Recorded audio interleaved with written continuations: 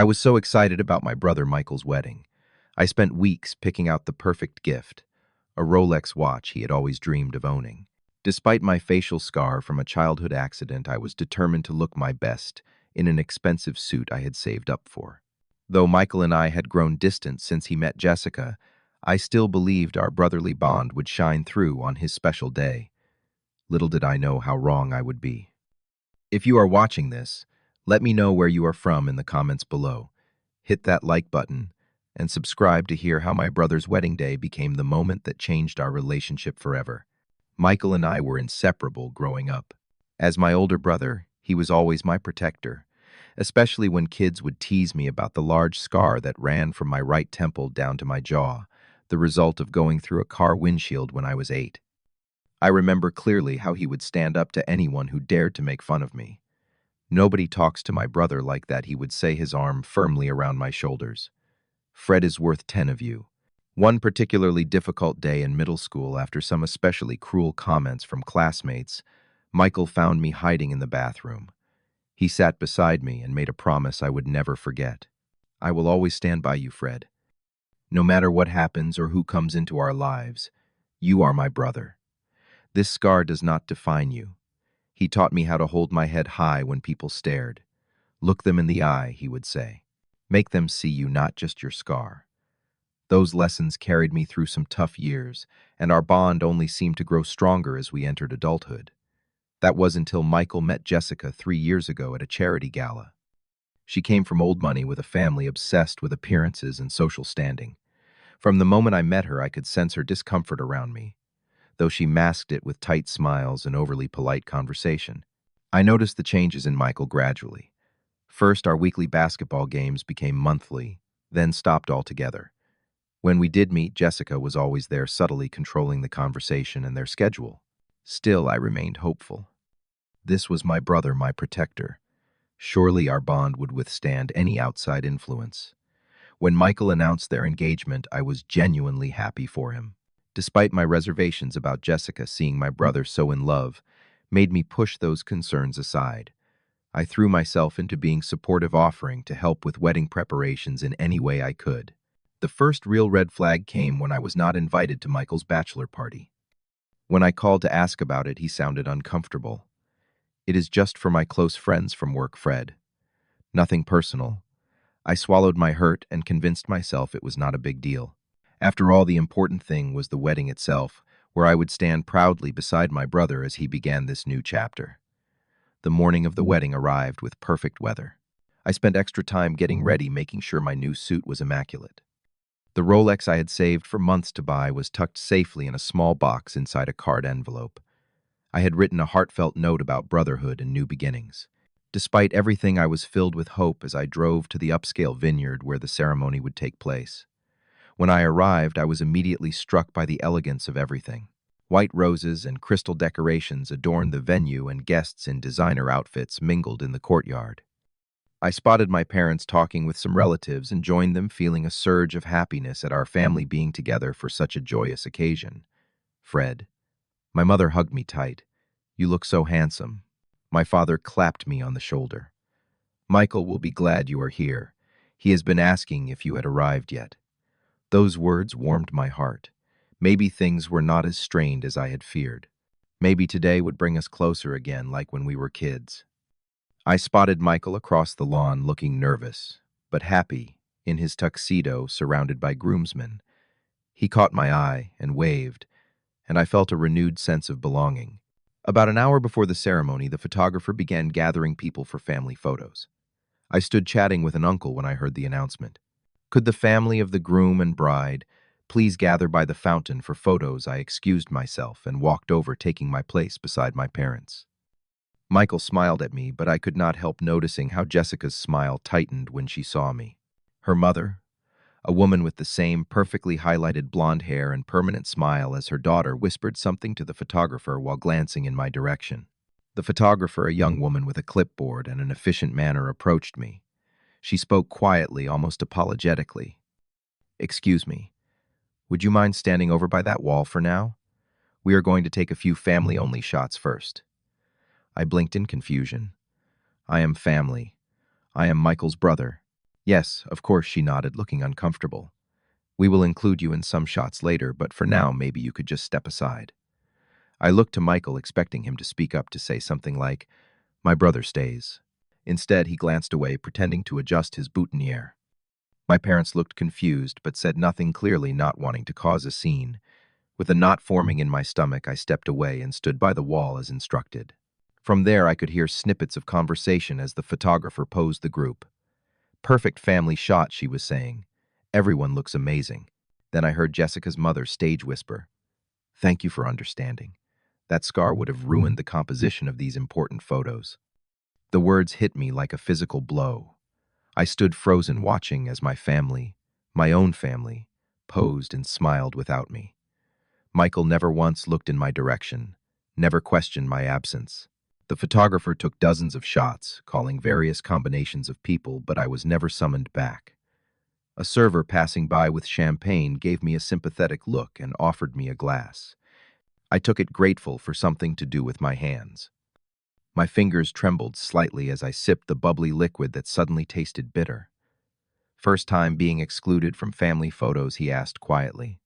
"First time by my own brother," I replied. After the photo session ended, I approached Michael, hoping for an explanation or apology. Before I could speak, Jessica linked her arm through his and pulled him away. "Honey, we need to greet the Andersons," she said, not even acknowledging my presence. I was left standing alone, feeling like that insecure kid with a fresh scar all over again, except this time there was no Michael to stand up for me. During the ceremony, I sat in the back row despite having arrived early enough for a better seat. The ushers had directed me there without explanation. I watched my brother say his vows, feeling an increasing sense of disconnect, as if I were watching a stranger rather than the person who had once been my closest ally. At the reception, I followed the seating chart to table 19, located in a far corner of the ballroom. The other guests at my table were clearly Jessica's connections, older colleagues from her law firm who barely acknowledged me. One elderly woman kept staring at my scar, occasionally whispering to her companion, while pointing discreetly in my direction. "Quite unsightly is not it," I overheard her say. "I wonder why they invited him at all." I focused on my plate, pushing food around that I had lost all appetite for. The distance between me and the head table where my family sat seemed to stretch for miles.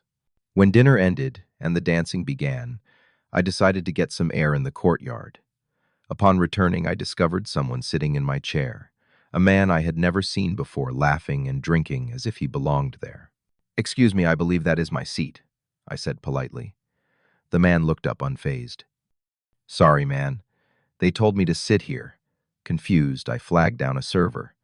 "There seems to be a mistake. Someone is sitting in my assigned seat." The young woman checked her tablet and frowned. "Are you Frederick Wells? It shows here that you have been reassigned to table 23. Reassigned, I was not informed of any change. She looked uncomfortable. "I am sorry, sir. The bride's mother requested some last-minute adjustments. Table 23 is in the back near the kitchen." "And who is that in my original seat?" I asked, though I suspected the answer. "That is Greg Thompson. He is the plus one of the bride's cousin, Tiffany." I felt a surge of humiliation. I had been displaced by someone who was not even directly related to the bride or groom, just a date of a cousin. Swallowing my pride, I asked to speak with Michael. I found him near the bar, momentarily separated from Jessica. "Michael, can we talk?" There seems to be some confusion with the seating. Before he could answer, Jessica appeared, champagne glass in hand. "Is there a problem?" Her tone was pleasant, but her eyes were cold. "I have apparently been moved to a table by the kitchen," I explained. "My original seat was given to your cousin's date." Jessica smiled thinly. "Oh, we needed to make room for Greg. He is an important business connection for Daddy. You understand, right?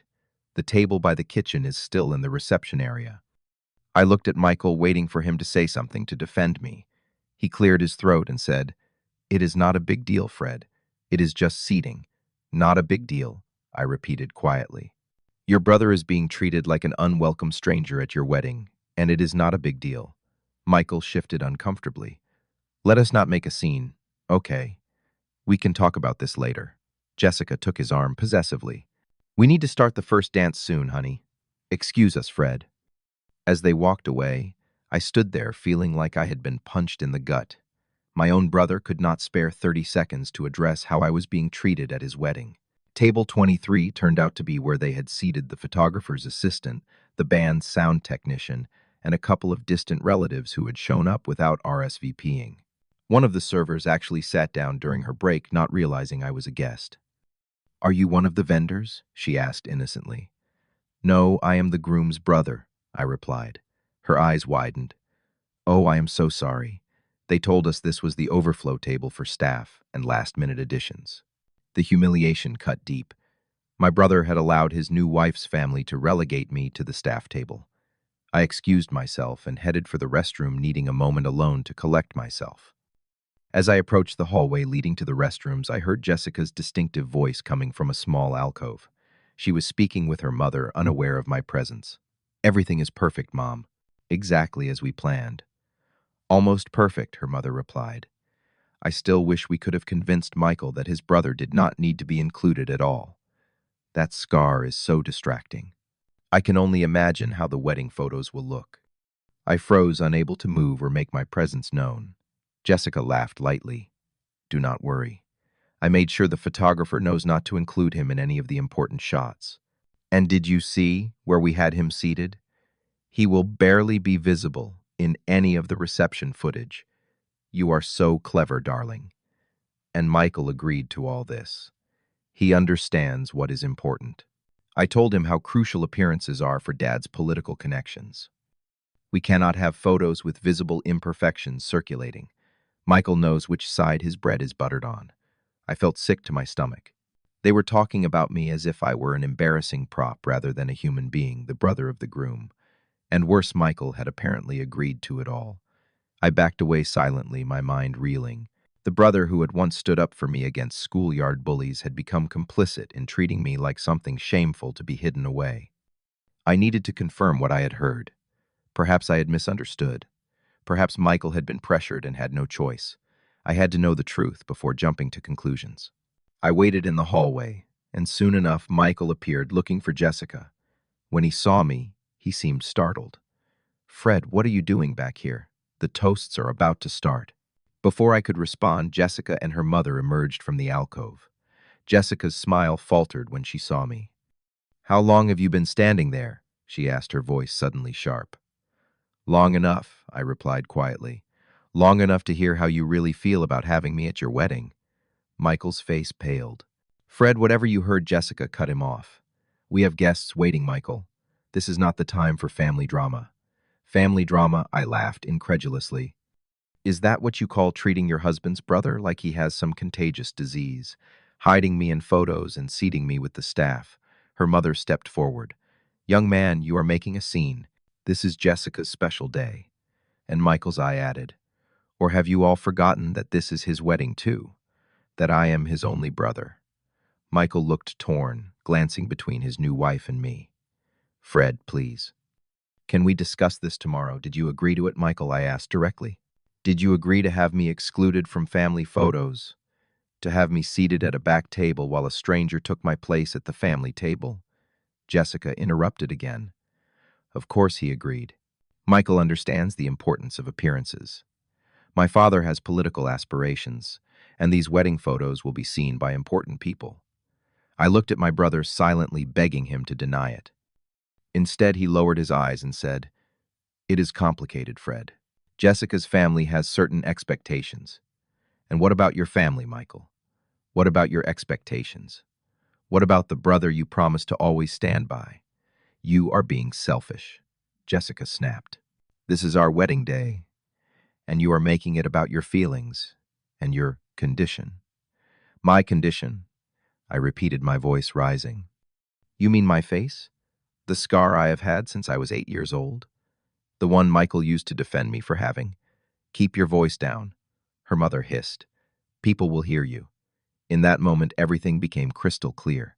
I was never going to be accepted by this new family my brother had chosen.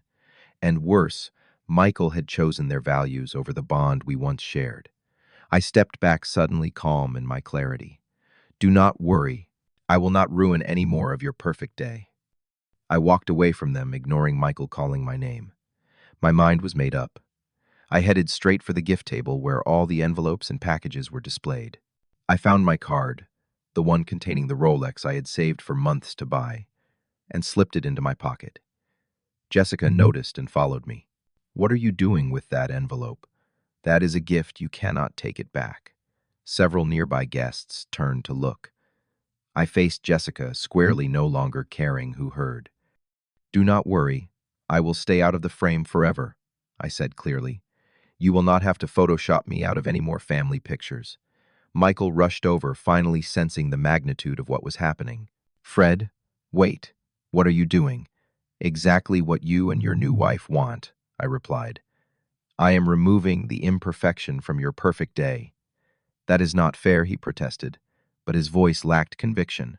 "Not fair," I laughed without humor. "Let me tell you what is not fair, Michael. Not fair is being treated like a shameful secret by my own brother. Not fair is being pushed aside so a stranger can take my place. Not fair is hearing your new wife talk about my condition like I am a problem to be managed rather than your brother to be loved." People were openly staring now. Jessica tugged at Michael's arm. "Make him stop. People are watching." "They should watch," I said. "They should see what kind of people you really are." I held up the envelope with the Rolex. I spent 3 months saving for this gift. I wanted it to be special because despite everything I still believed in us, in our brotherhood. But now I see that the brother I knew is gone. Michael reached for me. "Fred, please," I stepped back. "I am not a scar with legs, Michael. I am your brother. Or at least I was." With that, I placed the empty envelope back on the table, having removed the watch and gift card. On the envelope I scrawled, "This empty envelope represents exactly how much I am valued in your new life. Nothing." The silence in the reception hall was deafening. Jessica's mother was frantically whispering to guests, trying to distract them. Michael stood frozen, his face a mask of conflicting emotions. "Goodbye, Michael," I said quietly. "Congratulations on your new family. Clearly there is no room for your old one." I walked out of the reception hall with my head held high the way Michael had once taught me to do when faced with people who judged me for my appearance. The irony was not lost on me that I was now using that lesson to walk away from him. As I reached the parking lot, I heard footsteps behind me. Michael had followed me out. "Fred, stop. You cannot just leave like this." I turned to face him. "Why not? Is it ruining your perfect day? Is my departure going to be noticed despite all your efforts to make me invisible?" "That is not fair," he repeated, but with less conviction. "You keep saying that," I noted. "But you know what life is not fair. I learned that when I went through a windshield at 8 years old and ended up with this." I pointed to my scar. "And you know who taught me to live with that unfairness? Who taught me to hold my head high? You did, Michael. The brother I used to have." His eyes filled with tears. "I am still that brother." "No," I said firmly. "That brother would never have let anyone treat me the way I was treated today. That brother stood up for me. That brother saw me, not my scar. It is complicated now," he tried to explain. "Jessica's family, their connections." "Save it." I cut him off. "I do not need to hear how important their social standing is compared to your own brother's dignity. Your choices today have said everything I needed to hear." I got into my car and drove away, watching in the rearview mirror as Michael stood in the parking lot, growing smaller with distance. Just like the bond between us had done. The weeks after the wedding were a blur of hurt and anger. Michael called repeatedly, but I let each call go to voicemail. My parents, who had been oblivious to much of what happened, tried to mediate, but I was not ready to hear excuses or apologies. What had been broken could not be easily mended with words. I focused instead on rebuilding my sense of self. The wedding had reopened old wounds about my appearance that I thought had long healed. On a colleague's recommendation, I joined a support group for people with visible differences, scars, birthmarks, conditions that affected their appearance. For the first time in years, I found myself in a room full of people who truly understood what it was like to be defined by how you looked. I have spent my whole life being the brother with the scar, I told the group during one session.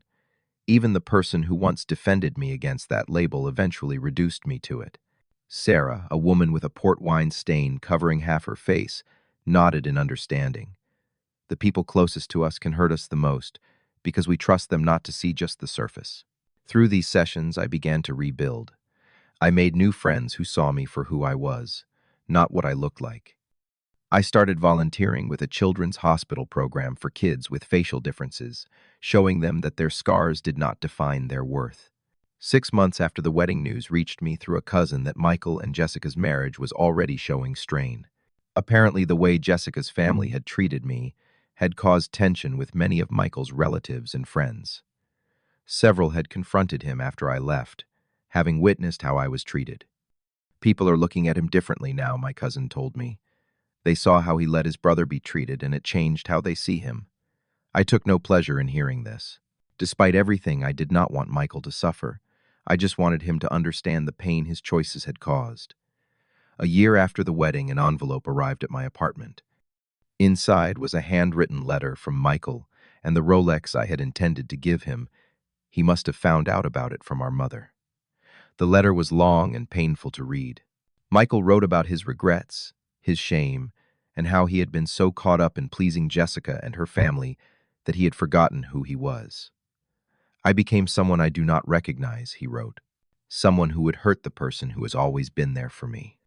I do not expect forgiveness, but I want you to know that I understand now what I did. Jessica and I are separating. There were many reasons, but the way I let her family treat you was the first crack in the foundation. I betrayed not just you, but myself, and everything I claimed to believe in. I put the letter away and did not respond. Some wounds take longer to heal than others. Another year passed. I continued to build my life, new friends, a promotion at work, even a relationship with someone who saw my scar as just another part of me, not a defining characteristic. Then one day I decided it was time, not to forgive necessarily, but to close the chapter. I texted Michael and suggested meeting for coffee. No promises, no expectations, just a conversation. We met at a quiet cafe halfway between our homes. Michael looked older, more subdued than the confident groom of 2 years ago. We started with small talk, work weather neutral topics. Then finally we addressed the elephant in the room. I do not know if I can ever fully forgive what happened, I told him honestly. Not just the wedding, but the betrayal of everything we stood for as brothers. Michael nodded. I do not expect forgiveness. I just want a chance to be your brother again in whatever way you will allow. I lost myself trying to be what Jessica and her family wanted. In the process, I lost the person who mattered most, the person who knew me before I became someone I do not recognize. I thought about the support group, about the children I volunteered with, about the journey I had been on since walking out of that wedding reception. I am not the same person either, I said. I am stronger now. I do not need a protector anymore. I can stand up for myself. I know, Michael replied. I saw that when you walked out of my wedding. It was the bravest thing I have ever seen anyone do. We sat in silence for a while, two brothers at a crossroads. I did not know if we would ever recapture what we had lost, but I was open to discovering what might be possible now with two changed people. Sometimes the most important relationships in our lives require the most painful lessons. My scar is still visible on my face, but the scar on my heart has begun to heal, and that is what truly matters. If my story resonated with you, please share in the comments a time when you had to stand up for yourself even against someone you loved. Remember to like this video, subscribe to hear more stories, and share with someone who might need to be reminded of their own worth. Thank you for listening, and remember your value is never determined by how others see you, but by how you see yourself.